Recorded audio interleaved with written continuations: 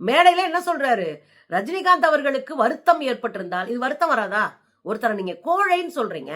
உங்க தலைவரை தலைவனா காட்டுறதுக்காக, ஹீரோவா காட்டுறதுக்காக, அவர்தான் தமிழ்நாட்டை மீட்க வந்த மீட்பர்னு காட்டுறதுக்காக, சம்பந்தமே இல்லாத இன்னொரு உச்ச நடிகரை அவமானப்படுத்துவது என்ன மாதிரியான அரசியல்? இது தவறு இல்லையா? இது செய்யலாமா? ஒரு தலைமை பொறுப்புல இருக்கிற 2ஆம் கட்ட தலைவர்கள் ஒரு கட்சியில் அது செய்யலாமா? சாதாரண ஆட்கள் பேசிட்டு போட்டுங்க, நீங்க அதை செய்யலாமா? இதான் அங்க இருக்கிற கேள்வி. வேற வழி இல்லாம அவர் என்ன சொல்றாரு? ஒருவேளை நான் பேசியது ரஜினி சாருக்கு வருத்தத்தை ஏற்படுத்தி இருந்துச்சுன்னா, நான் வருத்தம் தெரிவிக்கிறேன், மனமாற மன்னிப்பு கேட்கிறேன் இருக்காரு. பாருங்க. ரஜினி சார் அவர்களுக்கு நான் பதிவு பண்ணக்கூடியது, அப்படி உங்களுக்கு நான் சொல்ல வேண்டிய நோக்கம் வேறு, உங்களுக்கு வருத்தம் ஏற்பட்டிருந்தால் என்னுடைய வருத்தத்தையும் என்னுடைய மன்னிப்பையும் பகிரமாக நான் கேட்டுக்கொள்கிறேன். பாத்தீங்களா?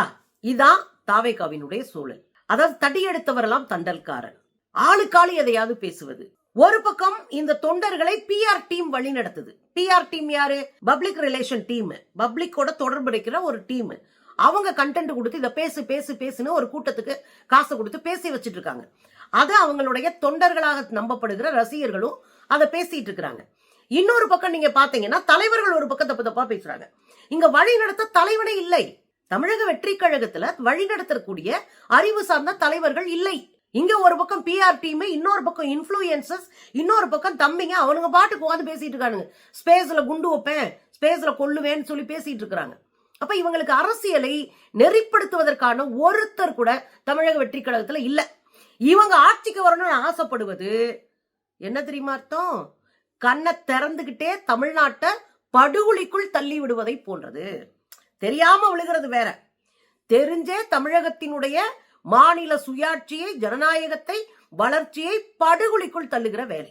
மக்கள் யோசிக்கணும். வரட்டும், அண்ணன் விஜய் வரட்டும், கொஞ்ச நாள் அரசியல் பண்ணட்டும், களத்தை கட்டட்டும், அரசியலை கத்துக்கட்டும், எது தமிழ்நாட்டுக்கான அரசியல்னு புரிஞ்சுக்கட்டும், அதுக்கப்புறம் அவர் முதலமைச்சரா வரணும்ன்றத மக்கள் தீர்மானிக்கட்டும்.